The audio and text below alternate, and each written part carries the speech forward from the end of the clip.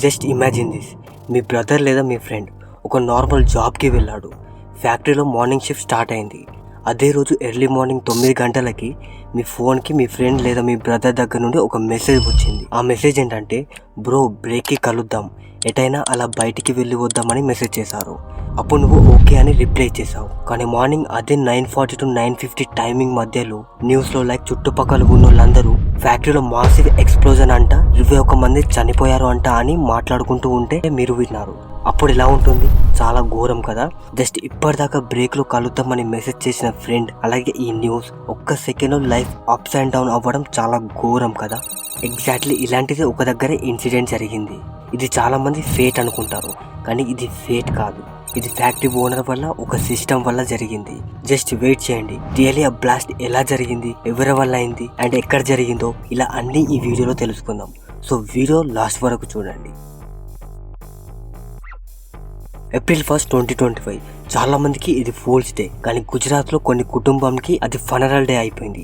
Early morning దిశా సబ్బార్డర్స్లో ఒక చిన్న ఫ్యాక్టరీలో ఆదాయం కోసం, వాళ్ళ యొక్క కుటుంబ బరువు మోయడం కోసం పనిచేయడం మొదలుపెట్టిన ఈ 24 మంది వర్కర్స్ కాలంతో ఒక పటాకాలా మారిపోయారు. అది కూడా ఒక్క నిమిషంలోనే.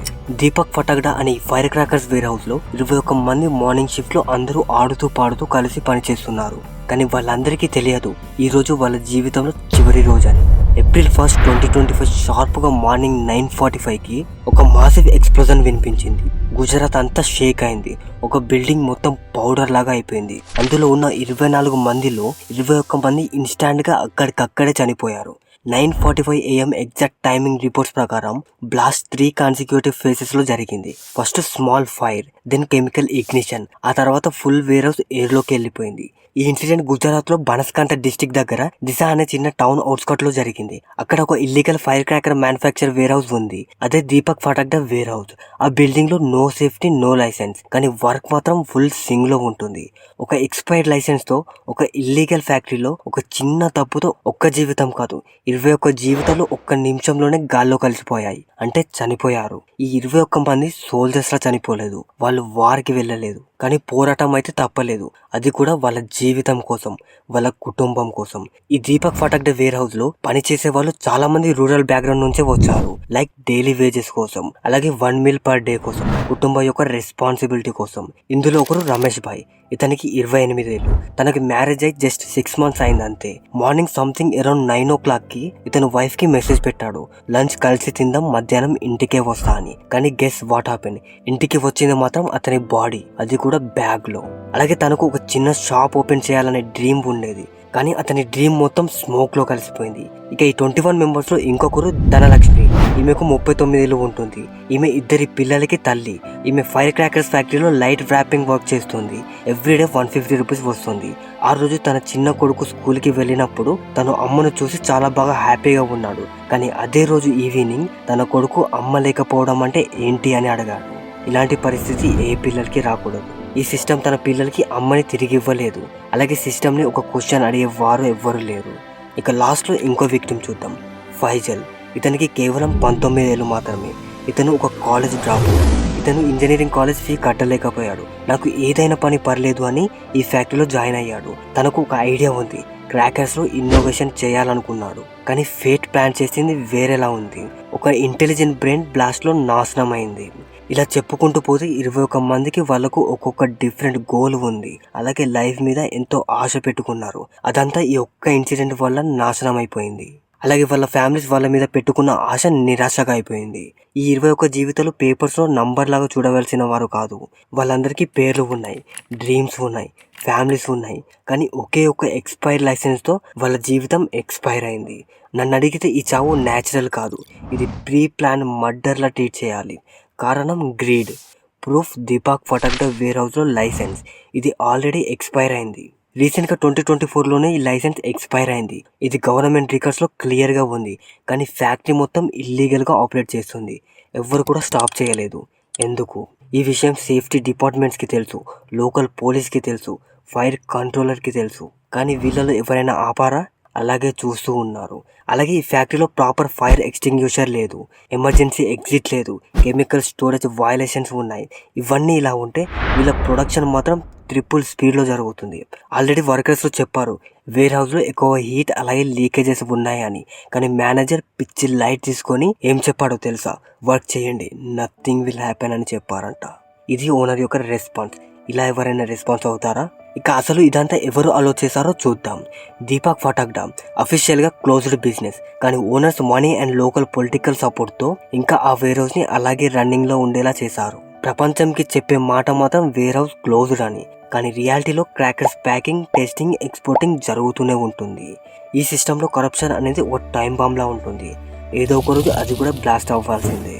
పాపం 21 ప్రాణాలు అంటే 21 ఫ్యామిలీ, వాళ్ళ బాధ వాళ్ళు ఎవరికి చెప్పుకుంటారు? ఒక లైసెన్స్ ఎక్స్పైర్ అయిన బిల్డింగ్లో ఒక ఎక్స్పైర్డ్ కాన్షియన్స్ ఉన్న వ్యక్తి 21 మందిని బ్రతకడానికి అవకాశం ఇవ్వకుండా చంపాడు. ఇక్కడ క్లియర్గా తెలిసిపోతుంది అతని ఇల్లీగల్ బిజినెస్లో జరిగిన ఈ బ్లాస్ట్ ఒక యాక్సిడెంట్ కాదు, ఒక మర్డర్ అని. అలాగే అసలు ఈ మ్యాసివ్ బిగ్గెస్ట్ బ్లాస్ట్ ఎలా జరిగిందంటే అరౌండ్ మార్నింగ్ 8:55 to 9:15 మధ్య వర్కర్స్ యూజువల్గా షిఫ్ట్లో ఎంటర్ అయ్యారు. వర్క్ స్టేషన్స్లో క్రాకర్స్ని వ్రాప్ చేయడం, పౌడర్ మెజర్ చేయడం, ఫ్యూజ్ కట్ చేయడం మొత్తం బిజీగా ఉంది. కానీ వెంటనే సిగ్నల్స్ స్టార్ట్ అయ్యాయి. 8:58కి స్మెల్ ఆఫ్ కెమికల్ బర్నింగ్, 9:05కి స్మాల్ స్పార్క్ పడింది స్టోర్ రూమ్లో, 9:10కి ఒక వర్కర్ షౌట్ చేశాడు, 9:16కి స్మోక్ ఫిల్ అయింది. అలాగే 9:25కి డోర్ ఓపెన్ చేయడానికి ట్రై చేశారు. కానీ అంతలోనే ఇదంతా అయిపోయింది. మార్నింగ్ 9:45 AM ఫస్ట్ ఎక్స్ప్లోజన్, అదే సెకండ్లో సెకండ్ అండ్ థర్డ్ బ్లాస్ట్. అలాగే మొత్తం ఎయిర్లో పటాకాల పెద్ద బ్లాస్ట్ అయి వేర్ హౌస్ బిల్డింగ్ కింద పడిపోయింది. అక్కడున్న లోకల్స్ చెప్పారు గ్రౌండ్ అంతా షేక్ అయిందని, మొత్తం బిల్డింగ్ దీపావళిలాగా బ్లాస్ట్ అయిందని. అలాగే ఇంత జరిగినా ఒకరు కూడా బ్రతకలేదా అంటే ఎలోన్ సర్వైవర్ ఒకరు ఉన్నారు, తనే సురేష్. బ్లాస్ట్కి ముందు ఇతనికి ఫీవర్ వచ్చింది. దాంతో ఇతను అవుట్ సైడ్కి వాటర్ కోసం వెళ్ళాడు. దానివల్లే ఇతను బ్రతికాడు. లేదా ఈ 21 మంది పేరు లిస్ట్లో ఇతనిది కూడా ఉండేది. అతను ఏం చెప్పాడంటే నేను జస్ట్ గేట్ దగ్గరనే ఉన్నాను, సడన్గా సౌండ్ వినిపించాయి, స్మోక్, హీట్, షౌటింగ్, నేను షాక్లో వెళ్ళిపోయా అని చెప్పాడు. లక్కీలీ ఈ సురేష్ బ్రతికాడు. కానీ తనతో కలిసి ఉండే మిగతా మంది బ్రతకలేదు. ఆయన ఐస్లో ఇప్పటికీ ఇంకా అదే ఉంది, ఫైర్ నుండి ది బ్లాస్ట్ వరకు. అండ్ ఈ ఇన్సిడెంట్ జరిగిన తర్వాత ఇమీడియట్లీ రావాల్సిన fire department 25 minutes late, ambulance only 2 vehicles, police వాళ్ళు కన్ఫ్యూజ్డ్, అన్ప్రిపేర్డ్, అండ్ లాస్ట్కి మీడియా వాళ్ళు వచ్చారు. కానీ ఈ ఇన్సిడెంట్ జరిగిన 15 minutesలోనే మొత్తం వర్కర్స్ ఎక్కడికక్కడ తుక్కు అయిపోయారు. ఎవ్వరు కూడా బాడీస్ చూడలేకపోయారు. కొన్ని బాడీస్ కంప్లీట్గా కాలిపోయాయి. అలాగే కొన్ని బాడీస్ వర్కర్స్ది only bangles, ID cards and chappals మిగిలాయి అంతే. ఇదంతా వితిన్ సెకండ్స్లో, మినిట్స్లో జరిగిపోయింది. 3 minutesలో 21 ప్రాణాలు, 3 hours మొత్తం బిల్డింగ్ స్మోక్, 3 daysలో పబ్లిక్కి మెమొరీగా ఉండిపోయింది. కానీ ఆ ఫ్యామిలీస్కి మాత్రం ఈ బ్లాస్ట్ లైఫ్ లాంగ్ గుర్తుండిపోతుంది. ఇది మాత్రం నరకం. ఇక ఈ బ్లాస్ట్ తర్వాత సిస్టమ్ అలర్ట్ అయిందా అంటే లేదు.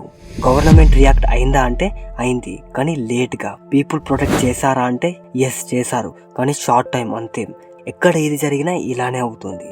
అలాగే లాస్ట్ కాంపెన్సేషన్ డిక్లరేషన్ విషయానికి వస్తే PNMRF నుండి 2 lakhs చనిపోయిన ఫ్యామిలీ వాళ్ళకి, అలాగే ఈ ఇన్సిడెంట్ ఇంజూర్ అయిన వారికి 50,000 వరకు అనౌన్స్ చేశారు. అలాగే గుజరాత్ సీఎం 4 lakhs విక్టిమ్స్ ఫ్యామిలీకి, అలాగే 50,000 ఇంజూర్ అయిన వారికి ఇస్తామని అనౌన్స్ చేశారు. కానీ కొంతమందికి ఈ మనీ రీచ్ అయింది కావచ్చు, ఇంకా చాలా ఫ్యామిలీస్కి రూపాయి కూడా రీచ్ కాలేదు. ఇక మన పొలిటీషియన్ గేమ్కి వస్తే ఆపోజిషన్ బ్లేమ్ చేసింది అని చెప్పి రూలింగ్ పార్టీది నెగ్లిజెంట్ అని అంటారు. రూలింగ్ పార్టీ మాత్రం బ్లేమ్ చేసేది కాంట్రాక్టర్ది పెద్ద తప్పు అని అంటారు. కాంట్రాక్టర్ ఎవరిని బ్లేమ్ చేశాడు అంటే ఫైర్ డిపార్ట్మెంటే చాలా లేట్ అని అంటారు. అంతే, ఈ పొలిటీషియన్ గేమ్స్ ఇలా ఉంటుంది. తప్పించుకోవాలి కదా, లేదా ఇరుక్కుపోతారు. ఇక ఫైనల్ క్వశ్చన్ ఏంటంటే ఇండియాలో ఈ మధ్య 5 yearsలో 150+ క్రాకర్స్ రిలేటెడ్ బ్లాస్ట్ జరిగాయి. స్టిల్ ఇల్లీగల్ యూనిట్స్ ఆపరేట్ చేస్తున్నాయి. వై? అలాగే ఈ చావుకి వాల్యూ ఏమిటి? ఒక న్యూస్ సైకిల్, ఒక కంపెన్సేషన్ చెక్, అలాగే ఒక సోషల్ మీడియా ట్రెండ్, అంతేనా? లేదా ఏమైనా జాగ్రత్తలు తీసుకునేది ఉందా లేదా?